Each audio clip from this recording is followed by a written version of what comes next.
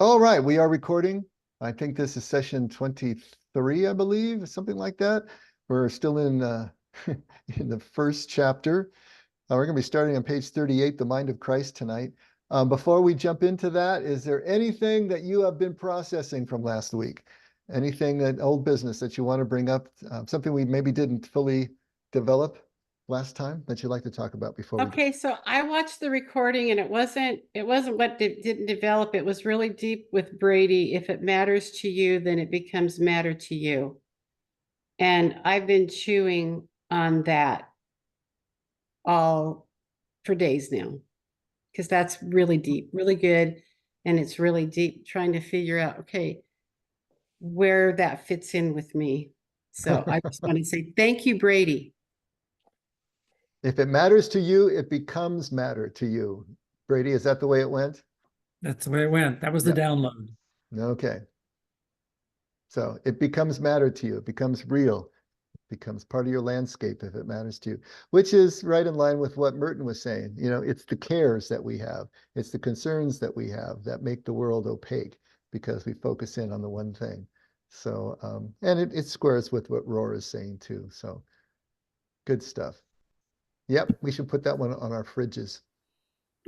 You mentioned with Thomas Merton after the Second World War, young men flocked to him, and so I was just wondering what happened to the women, you know, the ones who were also military women.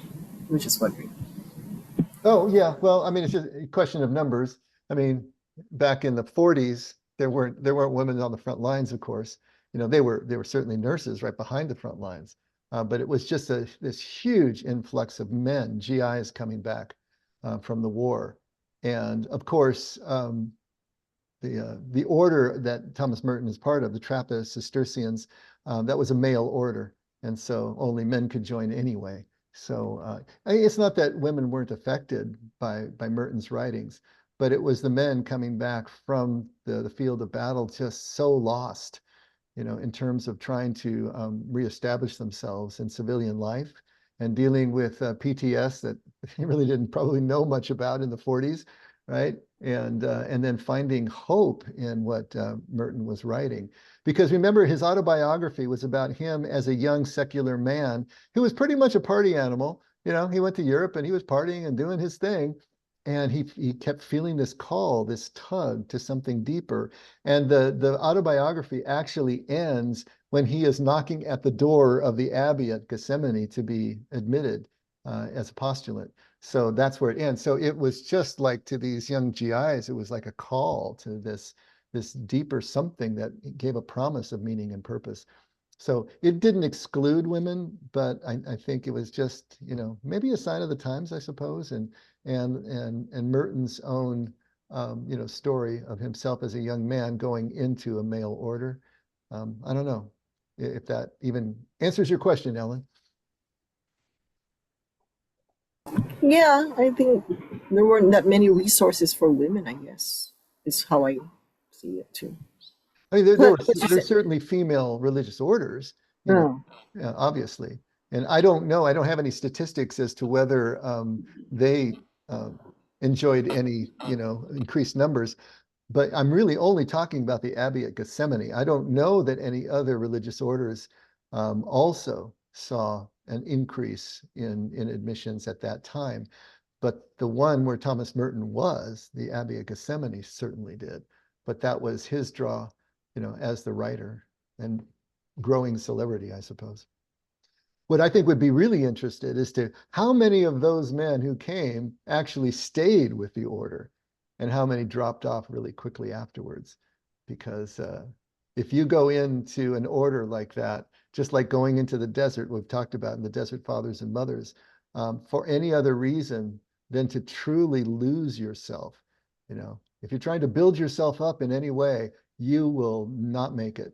You will go absolutely insane. Kind of like I did when I tried to join for all the wrong reasons.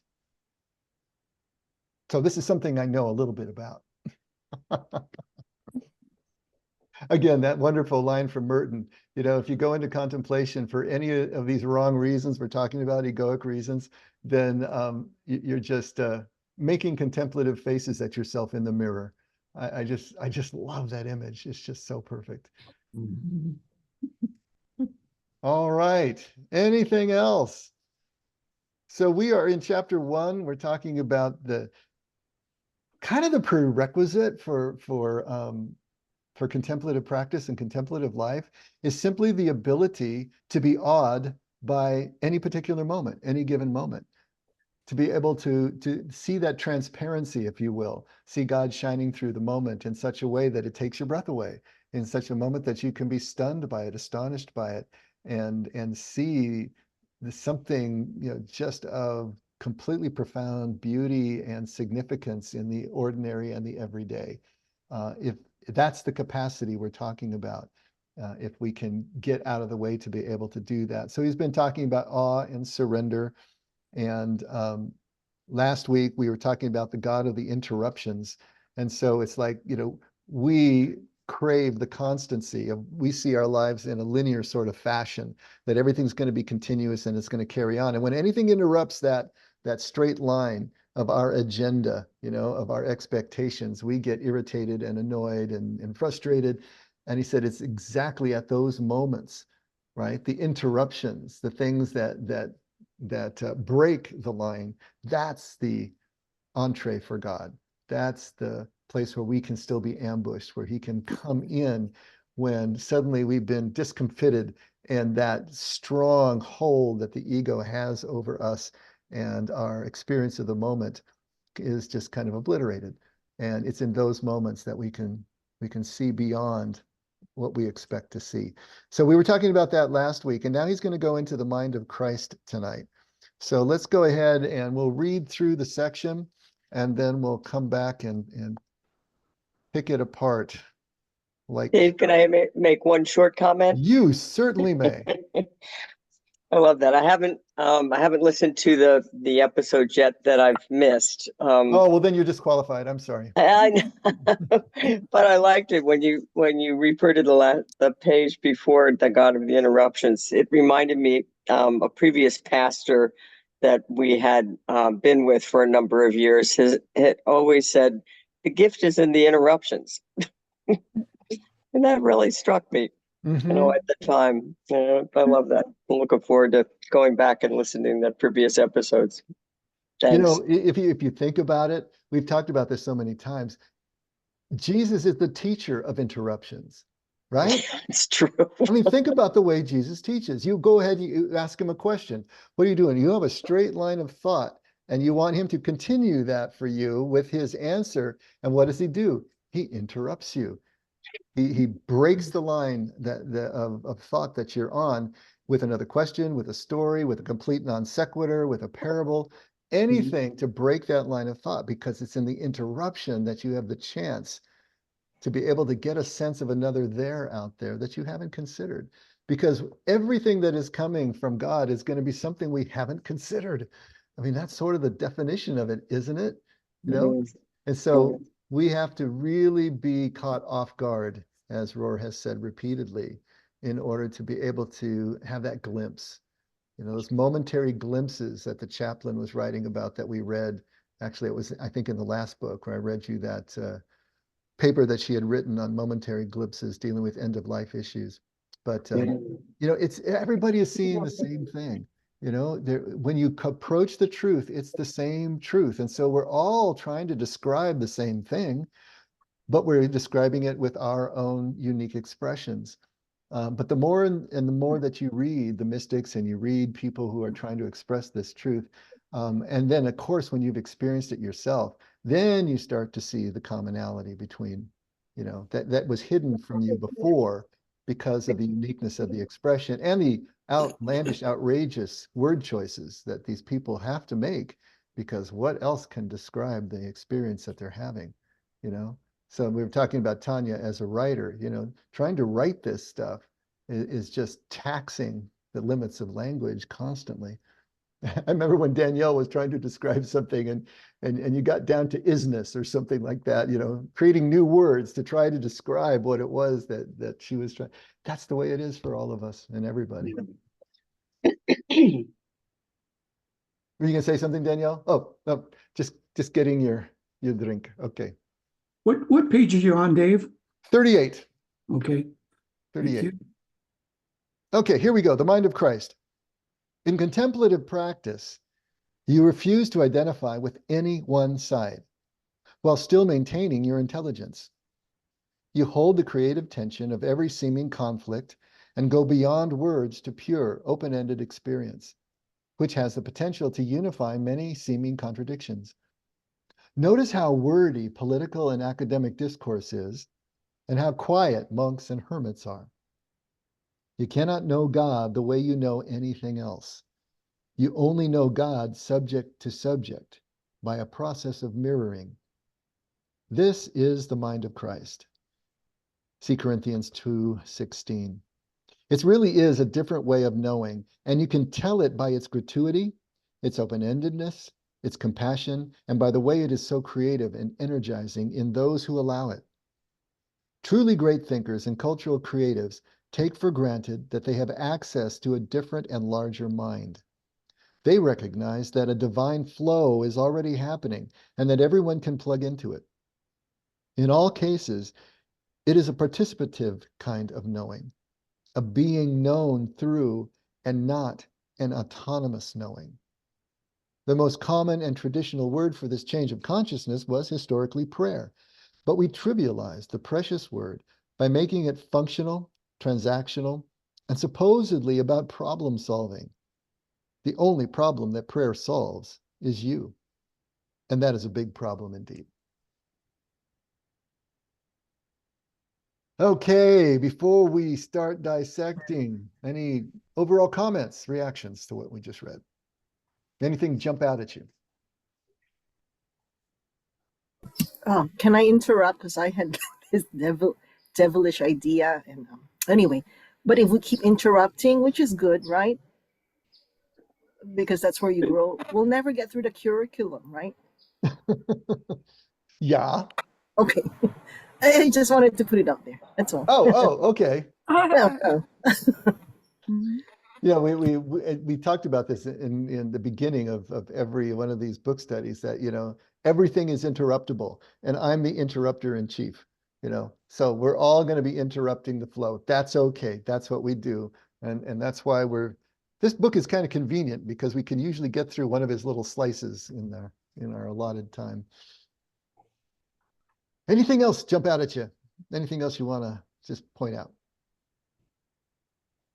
Ellen's our court jester. Mm. I really like the you cannot know God the way you know anything else. You only know God subject to subject by a process of mirroring. So I'm munching on that a little bit. Yeah.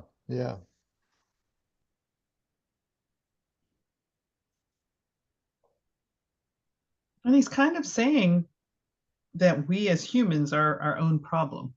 We have to get out of our own way. It's sort of at the very end, I kind of get that impression too. We're this broken human condition again, trying to figure it all out. Yeah. That last paragraph is really powerful in terms of what we've done to prayer. And so that's we'll spend some time on that. Sandy, were you going to say something? My heart I is was going to say something because I love that last line. The only problem worth solving is you. And I think that is what I'm thinking. I do a lot of self-portraits from life, and I do them over the years because that is the problem. I'm trying to figure out myself, and that my contemplating myself and looking in the mirror and drawing myself. And that's what I've been doing for years. And that's the show that I'm working on now. So I love that line. I would like to quote it and have it hung with my next series of self-portraits. You can do that. I don't even think you have to pay Richard anything. Sandy, I was just thinking as you were talking about that, at the end of this, you're going to have this great flip book. You can just flip through you and watch you through all the stages of life. Now, how cool would that be? So now see what I love about that is that I'd never thought of that idea.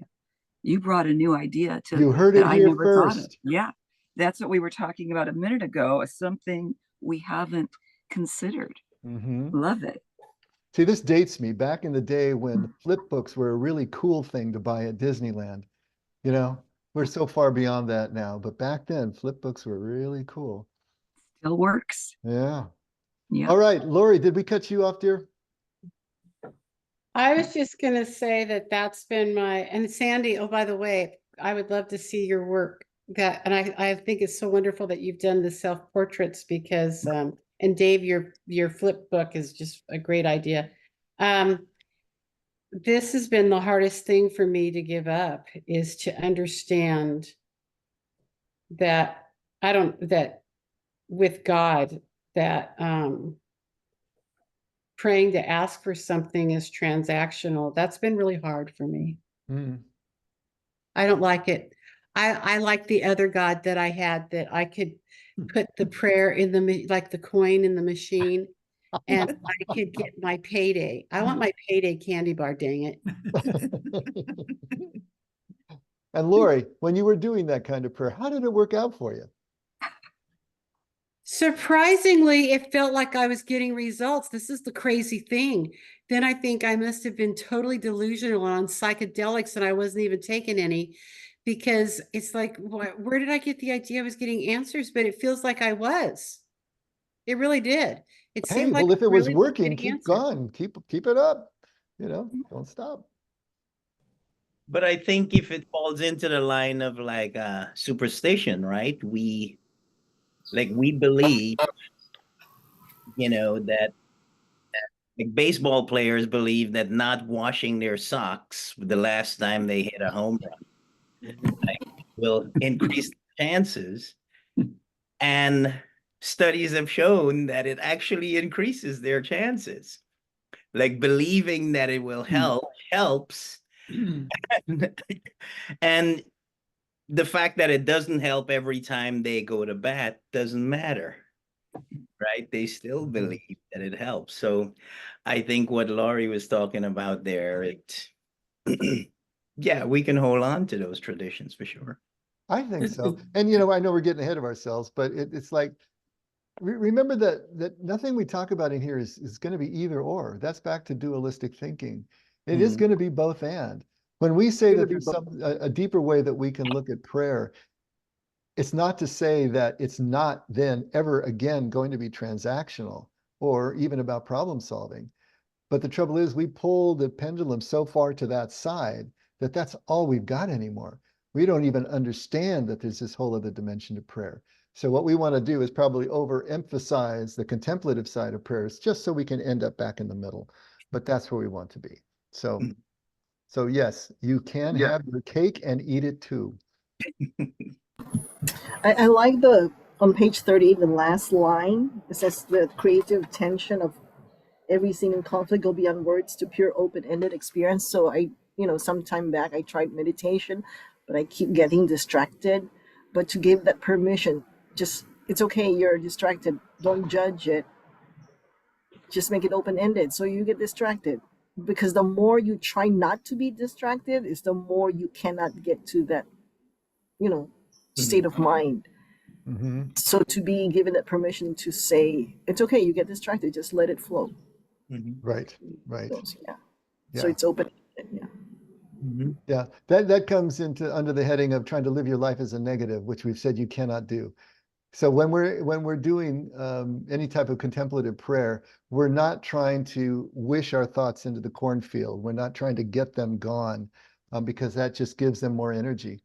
It's the wolf that we feed. And so what we want to do is to simply ignore them by immersing into the moment, and they will displace the other thoughts. And not that they're completely gone, they're there, but we're just not choosing to think about them. And so, yes, a good point there, Ellen. It's kind of a reverse psychology, right? In terms of the word prayer, I think sometimes they're right. I don't know if they're saying it gets overused sometimes, but it made me think of, if some of you saw that recent movie that was just out, Miracle Club, I think, and it's about miracles and praying for miracles. And I like that one line that the priest says, that when the woman says, I come here and I pray for miracles and they don't happen. And the priest says, well, what you're getting back is how to deal with not getting the miracle. You're also getting that back from God, which she probably didn't like that answer, but it was kind of a clever answer. Mhm. Like, okay, it's going to teach me how to deal with not getting the miracle that I prayed for, but that's part of life. You don't always get exactly what you pray for, at least not at that moment. Mhm. Or as Richard would say it, the only problem that prayer solves is you, right? Exactly. Yeah. It's all about what's in here. Which C.S. Lewis is also quoted as basically saying the same thing when his wife died of cancer. And a reporter asked him, I guess your prayers, didn't change anything. And he said, well, they changed me. And so it's along the same lines. I mean, eventually, when you get to a certain depth in terms of your prayer and your relationship with the unseen world, you get to that kind of answer. It's not about the transaction, although that certainly can be part of it, but there's something deeper. Okay, so back on page 38, in contemplative practice, you refuse to identify with any one side while still maintaining your intelligence. I like that, while still maintaining your intelligence. So it's not like you go completely offline. It's not that you just completely disengage from the issues. If we're talking about even macro issues, the politics of our day, or Israel and Hamas, or any of the issues that are raging right now. It's not that we disengage completely. I remember that one line, keep an open mind, but not so open that your brains fall out, right? So there's got to be that place where we are in that liminal space. And that's basically what he's talking about, staying in liminal space, staying on the threshold, staying with one foot in either camp so that we can see both sides. We don't drink the Kool-Aid on any one side. So that becomes the monolithic rightness and righteousness, and everything else is wrong and evil. We can see, what's happening on both sides. We can start to see why people are choosing that the way that they choose, even the ones that we don't agree with. We can criticize our own side. We can see truth coming from the other side, whatever it happens to be. Maybe we don't even have a side, but we're trying to be able to be in that middle space. So you refuse to identify with any one side because that's not who you are anyway, right? But you still maintain your intelligence. You're still processing. You're still looking at the issues. You're still researching or whatever it is we do, but we're not taking that side. We're trying to maintain a position where we can see the whole landscape. And he calls it holding the creative tension of every seeming conflict. That creative tension, staying in the middle between the horns of the paradox, not trying to resolve it, not trying to take that side, because that's we who are living in fear, of course, we have that need for certainty. And the only way certainty can be maintained is if we shut down any seeming conflicts or contradictions. They got to be resolved. We have to have something that's right and other things that are wrong. And that gives us that sense of certainty again. Can we learn to make peace with uncertainty? Can we learn to make peace with paradox, remaining paradoxical? And in that sacred tension, I like to call it sacred tension. He calls it creative tension, but that sacred tension in the middle, that vibration point, to stay there. It takes some energy to do that. The easiest thing to do is just flop down to one side or another. That's completely relaxed.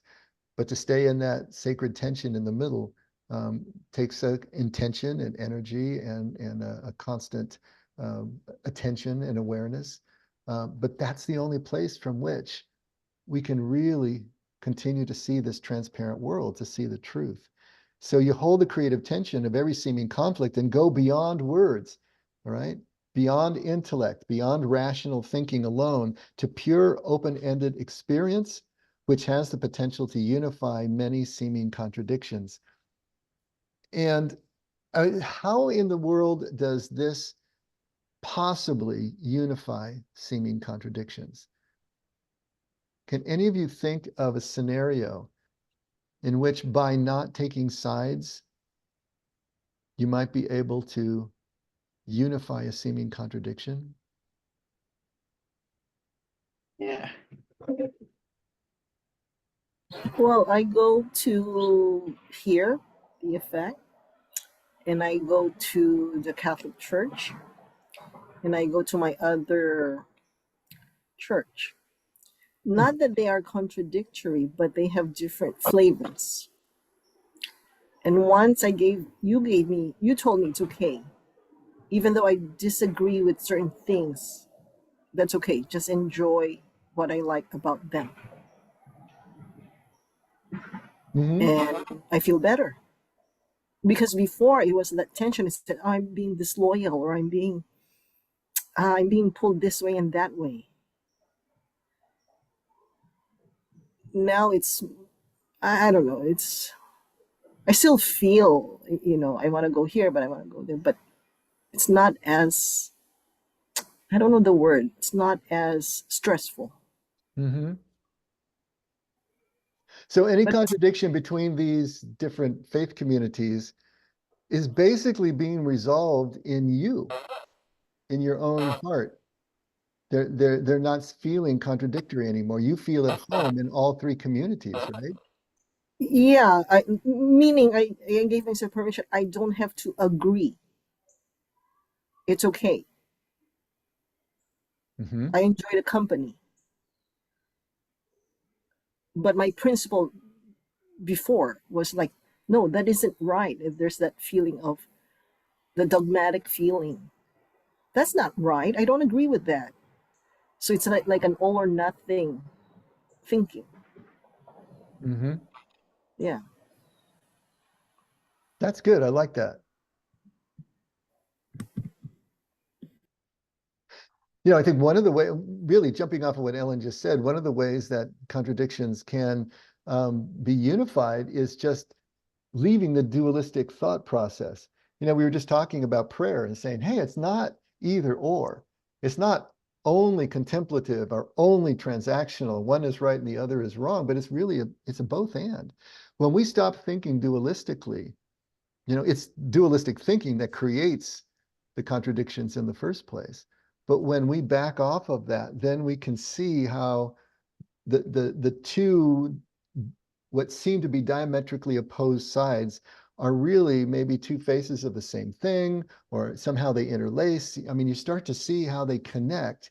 Now, that doesn't mean that the people in those two camps are going to see it that way, or that they're going to think very fondly about you, not being solidly in their camp. And David Brooks, who's a great political writer, wrote an article several years ago based on Richard Rohr's concept of liminal space, but he was putting it into the political context.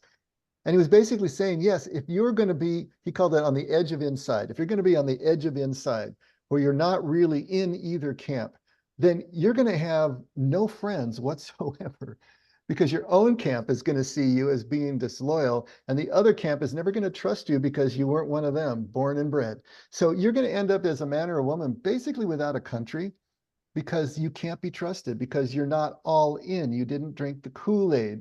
You're not providing the red meat. And it's the lot of the person who occupies liminal space to kind of be always on the edge of inside. Think about the prophets, the Old Testament prophets. Most of them were killed.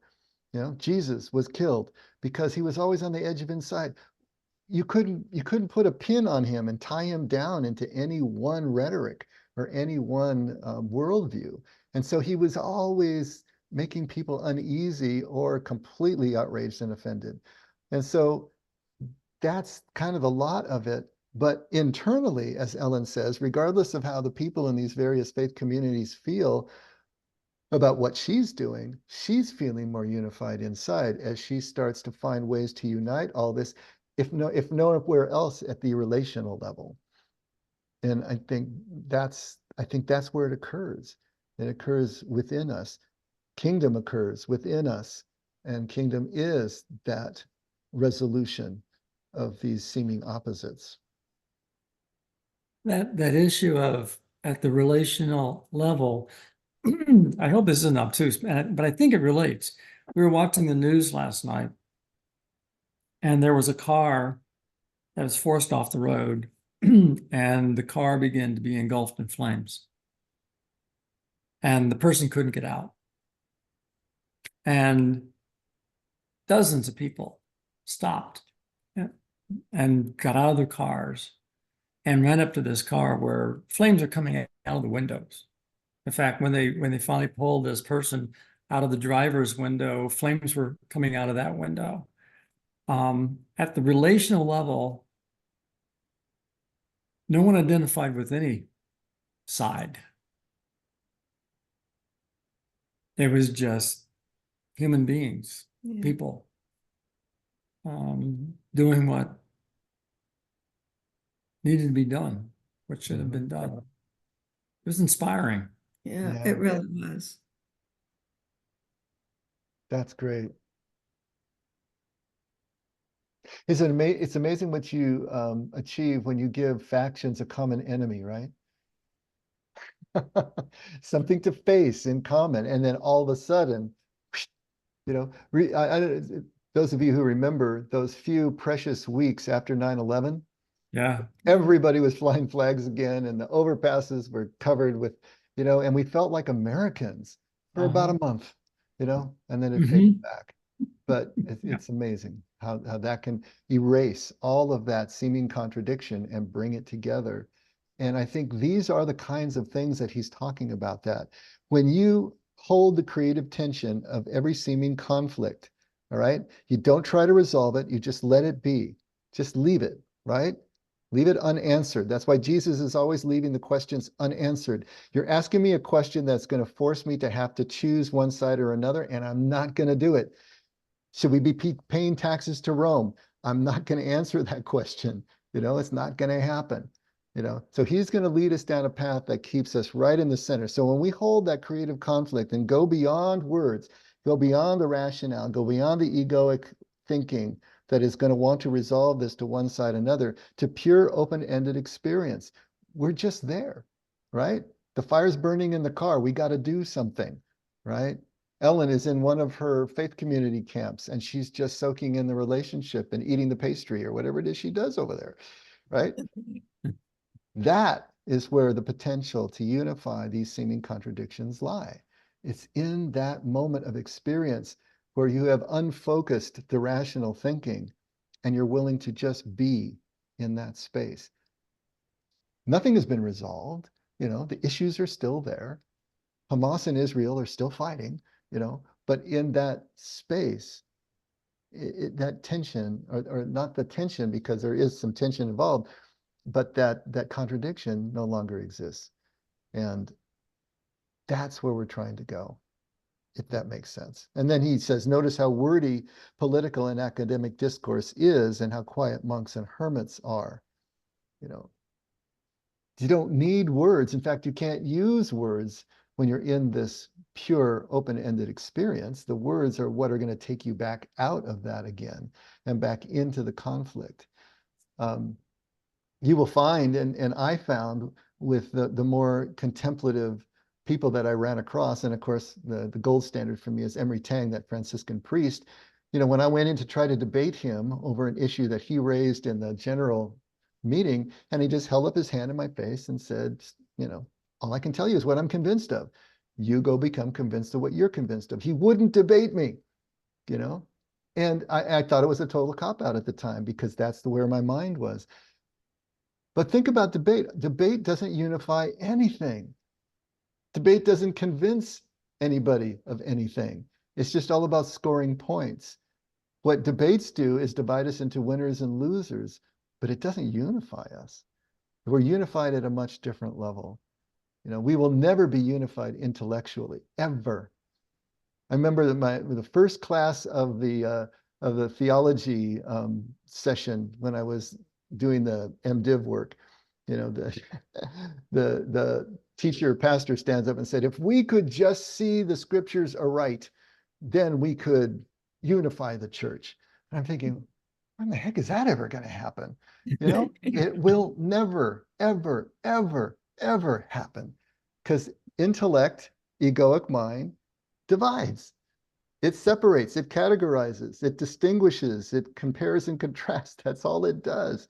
It doesn't bring things together. It's only in unitive thinking, which means we've stepped away from the egoic rational thinking, That's what unifies. So, you know, what I tell people a lot at the effect is that it doesn't matter whether we see eye to eye, you know, it matters that we can stand shoulder to shoulder, kind of like the people with the burning car. They were able to stand shoulder to shoulder, you know, they were people from all different walks of life and across the political spectrum, possibly. Didn't matter at that moment. Can we do that? You know, can we all go to Mexico and build a house for a poor family, even though we've got evangelicals and Lutherans and crazy effectors? Yeah, we can stand shoulder to shoulder once we have something that unites us and we're willing to completely abandon ourselves to that experience. That's the difference between these two ways of approaching our spirituality and our religion. Can I add one thing about wordless prayers and unifying something? So this happened a few months ago, because I'm also part of the group chat of my Bible study ladies. So it's like prayer line, pray for this, pray for that. And somebody took a picture of her garden because of COVID. She became like a mini farmer with her backyard. So she put pictures of her tomatoes, you know, the produce. And one lady was so angry saying, I thought this was a prayer line. Take me out of this chat. And I put, some prayers are wordless. And after that, somebody else put something else. Somebody else put something else. So that's the unifying factor. So she's still in the group chat, and hey, good for her so that she stayed. That's I know great. she stayed, and nobody kicked her out, and she didn't delete herself. So that's in the micro level. That's what you call relationship. So yeah, it's all good. You know, it's funny you bring that up, Ellen, because there's a great story from the Desert Fathers and Mothers where a group of monks come to this one community because there's an elder there that they have just revered, and they want to learn from him.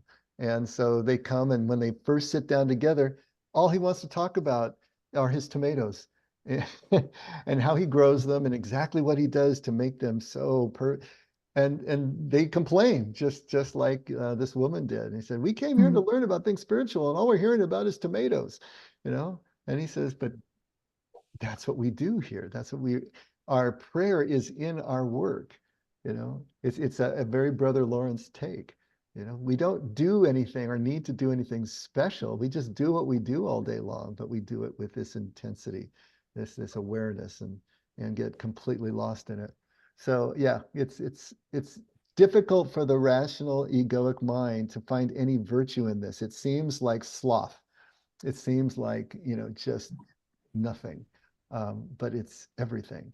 And it doesn't mean that we don't work. Of course, we still work, and we plan, and we have goals, and we work toward them, but never at the expense of being able to be awed and surrender to the moment as we're working, right?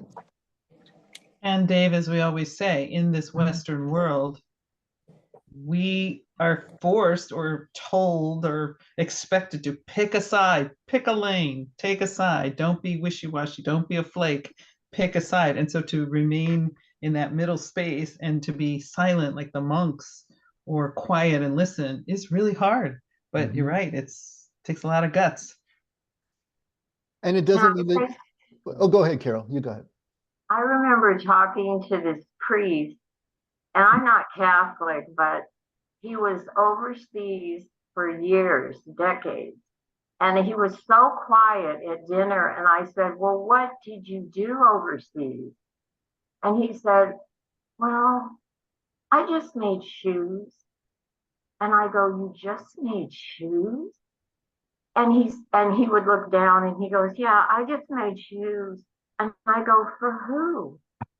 And he said, for lepers. And he was so humble. And I said, well, why did you choose that? And he said, no one would go talk to these lepers. No one would help them. And they had nothing on their feet. And I said, oh my goodness, you did that for years and years. And he said, it wasn't really me. God was doing it. I was just serving. I was just the vessel. And I have never forgotten that. He was this little man, probably 5'2", and the most humble man. And I was just thinking, some of us would never even think of even, being around lepers.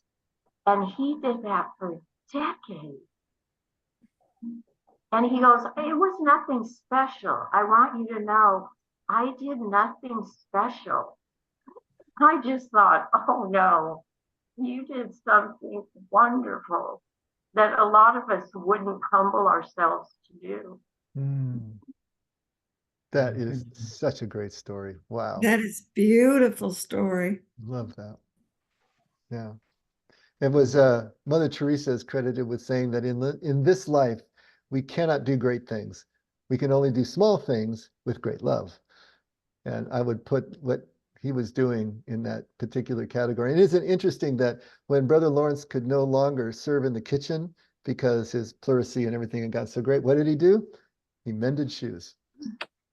That was his second career in the monastery.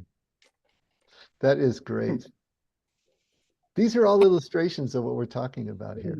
But that reminds me, Carol's example of what Brother Lawrence had done. But also, that Catholic priest in Molokai who stayed with the lepers. That reminds me of that humble man. Yeah. And also, Kathy, I wanted to add it perked up my ears when you said wishy-washy. Yeah, I was called wishy-washy. You get labeled. Yep. Yes. Which leads me back to the point that what we're talking about here doesn't mean that you don't have a side. It doesn't mean that you don't have a passionate position and a belief. What it does mean is that you are willing to step aside from that and stay in that middle space and still to consider everyone else's position and consider why they have that position. And above all, to treat everyone equally in terms of the respect and decency that they deserve, regardless of whether they agree with you or not. That's what this liminal space, that refusing to identify with anyone's side, holding the creative tension, that's what it does for us. It doesn't mean that we don't have a passionate side and something that we believe in and are going to work for, because we truly believe that would be the best thing for the group for which we work. But it does mean that we are not going to treat the others as less than or evil or not worthy of our respect and decency. And that's what's not happening in our culture right now. And hopefully, little by little, we could maybe get it back, at least in certain corners, within our community at least. But that's what we're talking about. But don't think that this is a wishy-washy position. It's not. Don't think it means that you can't have an opinion, and even a passionate one, because you can, and you will. You will. Naturally, the more that we move into God's love, we're taking more and more of a passionate opinion and a passionate position, which Jesus said, rightly, will end up dividing people around us. Once you become more and more distinctive in what you believe, then people are going to have more and more distinctive opinions about you. You're going to become an anchovy. You're going to be such a strong flavor. People will love you or hate you, but there's not too much in between. That's the way it works. Now we get to the line that, who was that loved this line? Was that you, Judy, or Sandy? You cannot, Danielle, maybe. You cannot know God the way you know anything else. You only know God subject to subject by a process of mirroring. And I think more and more what we've been talking about is that process. This priest who spent decades just making shoes for lepers, that's a process of mirroring. It's not that he understood God intellectually. It's not that he understood God theologically or could give you some great treatise on, he just made shoes for lepers. But in doing that and showing up day after day with that, that's how he understood God, subject to subject, with nothing in between, no loss in translation whatsoever. That's the mirroring that we're talking about. It all happens in motion. It's all this pure experience. It all occurs without thought. It's just the doing of it. You know, what were we saying? The truth is found in the engagement of love between us and the beloved, not in thoughts in our head. That's where we're going to find the truth. We'll want to try to express it in some way. Then it becomes thoughts in our head, but then it's no longer truth. It's just an expression of an experience as best as we can do. But we don't know God the way we know other things in terms of intellectual understanding. It's always subject to subject, just a connection, pure presence. And he calls this the mind of Christ. And 1 Corinthians 2:16, you know, basically Paul is asking, who can know the Lord's thoughts? And before that section, he's talking about, you know, the only one who knows a person's thoughts is that person's spirit itself. That's the only one who, you know, no one else can know a person's thoughts. And he said it's the same with God. You know, the only one who knows God's thoughts is God's spirit. So if we are going to know God's thoughts, or going to know God, it's only going to be when we are one with his spirit. And so we're not going to know God's thoughts intellectually, but when we're in motion with God's spirit, we will know in that intimate familiarity that is the Jewish understanding of knowing, yada. And so it's not going to be intellectual. Once again, you know, it's going to be the spirit to spirit connection in motion, making shoes, right? That we're going to know God. And he calls this the mind of Christ. It's a different way of knowing. And you can tell it by its gratuity, its open-endedness, its compassion, and by the way it is so creative and energizing in those who allow it. And the word gratuity there, you know, we think of a tip. Basically, a gratuity is something that is freely given, therefore a tip, right? And so we're going to be able to tell that we're in this different way of knowing because it's freely given, because it's open-ended, you know, and because there's compassion and creativity and energizing. And all those things are going to be part of that process that we're in when we're in it. And we're aware, but without thought. Truly great thinkers and cultural creatives take for granted that they have access to a different and larger mind. They recognize that a divine flow is already happening, that everyone can plug into it. In all cases, it's a participative kind of knowing, a being known through and not an autonomous knowing, right? So it's not a thought that we can take and segregate out here and we can put it on the shelf and we can write about it in a book. It's participative. You know, it's being known through as we're moving through it. Writers and artists often talk about their muse, right? Their muse, you know, that divine energy, that motivation, that spark of creativity that flows through them. And if they can tap into that, then they're really moving forward. Maybe we call it collective consciousness, you know, but there's an access in that flow to something that is larger than ourselves. And we tap into that. It feels like you're tapping into it. You know, it feels like it's coming from a source other than just you when you get into that flow. And I know that you have felt that, you know, in one way or another in your lives, in whatever it is that you have, that you participate in. And then he finally says, the most common and traditional word for this change of consciousness was historically prayer. But we trivialize the precious word by making it functional, transactional, and supposedly about problem solving. The only problem that prayer solves is you, and that is a big prayer indeed. Big problem. Big problem. Oh, I'm sorry, big problem. Yeah, here I am making up my own words as I go along. So he's talking about prayer as a state of awareness, right? And not just prayer as word-based, thought-based, you know, petition-based, always looking for an outcome, looking for a way to solve contradictions in our life, looking for a way to solve problems in our life. That's not that prayer isn't those things, but we need to balance it. And then we'll find out how we use prayer as problem solving, how we use prayer in terms of changing circumstances.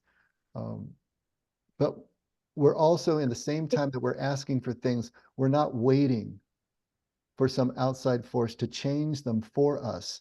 while we remain passive. We use prayer even in the petition that we pray to energize ourselves to move forward and be the agent of change. And what did Carol just say? You know, the priest who was making the shoes, he wasn't making the shoes. To him, God was making the shoes. He was just the agent. He was just the hands that were working. So his prayer was immediate. His prayer was simultaneous with the action, and that was changing things. And so prayer becomes more along those lines, even as it's petitionary. But we're active participants in it.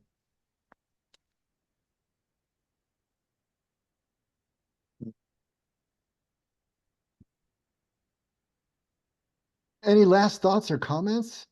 Anything that's still buzzing in your head? I like the last part of this. The only problem that prayer solves is you. And that is a big problem indeed. I think he needed to put one of those happy face blinking things, emoji at the end.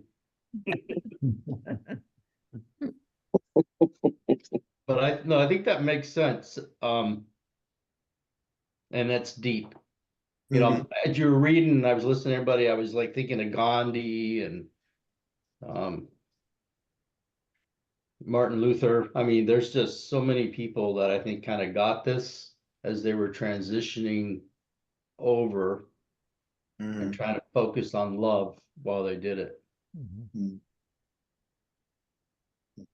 I wish we had a few of those on the world and national stage right now. It would be nice. They seem to be a bit few and far between right now, but yeah, but they're out there. Even in that, again, that last statement, that the only problem that prayer solves is you. So that really tells me there's a lot of different ways of looking at something. Yep. I'm going to be devil's advocate. I don't get it. What don't you get, dear? Why is prayer only solve me? I don't get it. I don't see it. The only problem that prayer solves is me. I don't get it. When I pray for others, I'm not always praying for me, and I'm not necessarily even praying for a problem. How does it come back to me? I'm sorry, I don't get it. It doesn't make. I keep reading it, and I'm like, don't get it. It made me think of my roommate would say, we don't pray so God can notice us. We pray so we can notice God. Yeah, right? I get that. So that's what it made me think of. But you're talking. I like that better. Talking about praying for other people, and it doesn't seem to apply in that scenario. Jerry, is that what you're saying? Yeah, I mean, my prayers, I'm not necessarily only praying for me. I'm also praying for Linda, as an example. God's will, but give her peace and be with her. But how is that a problem?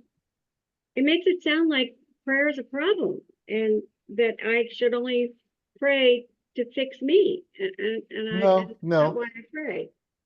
Jerry, it's what's happening to you while you're praying for someone else, while you're caring for someone else enough to pray for them. What is happening to you at the same time?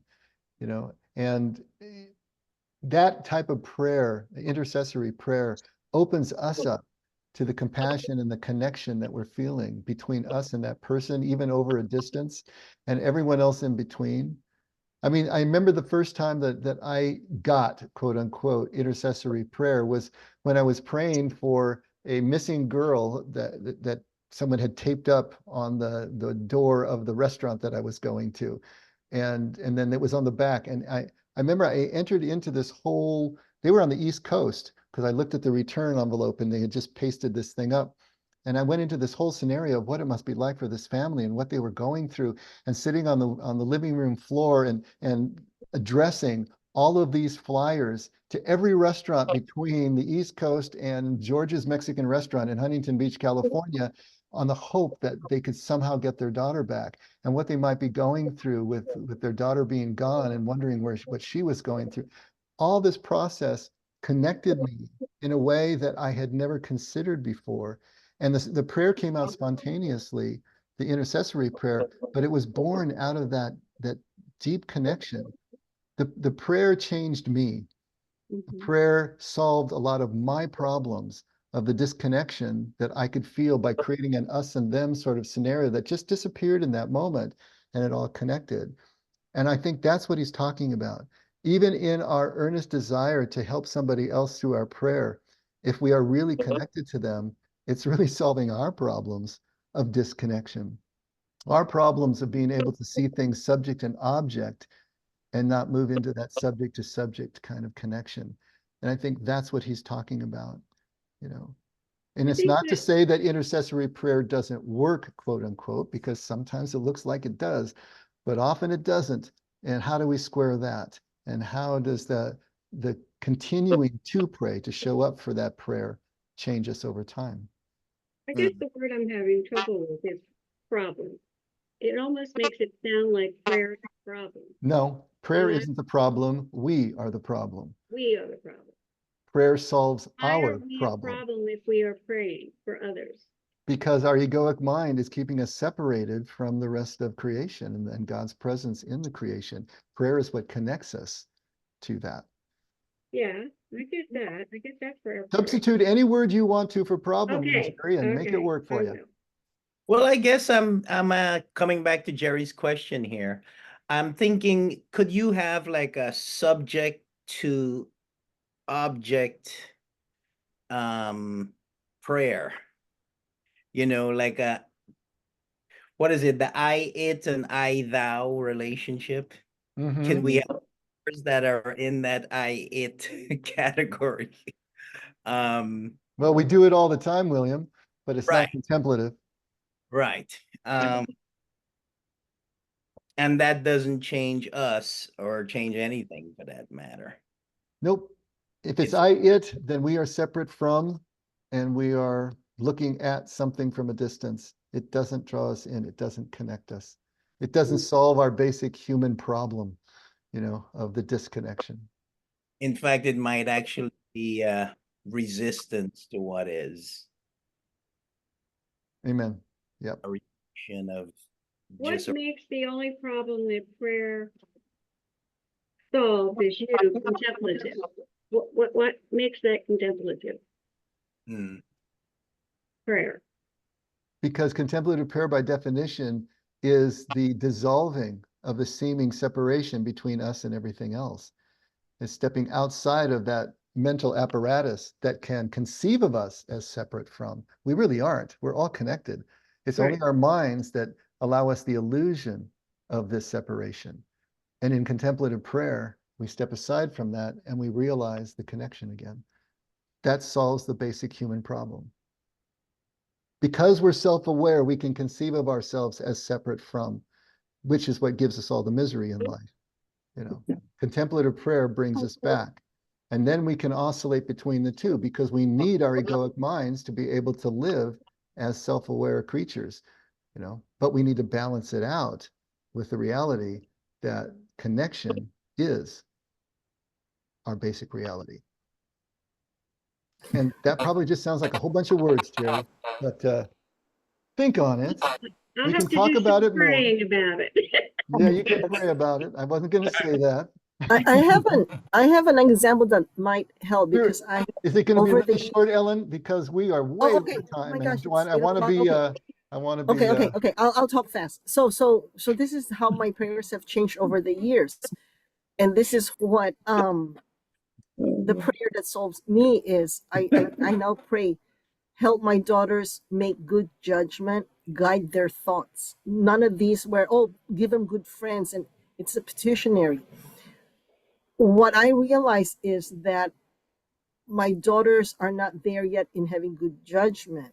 I cannot solve that for them. They have to do that themselves.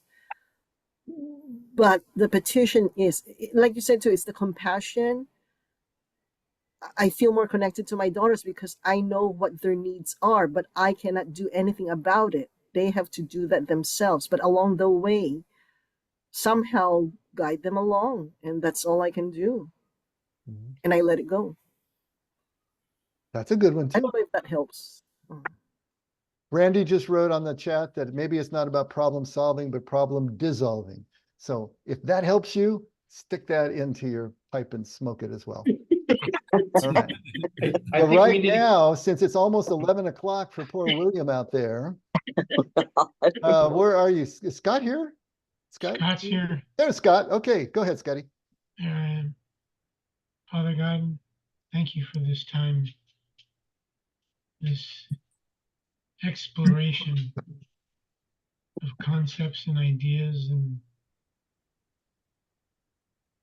divine connections, ways that we can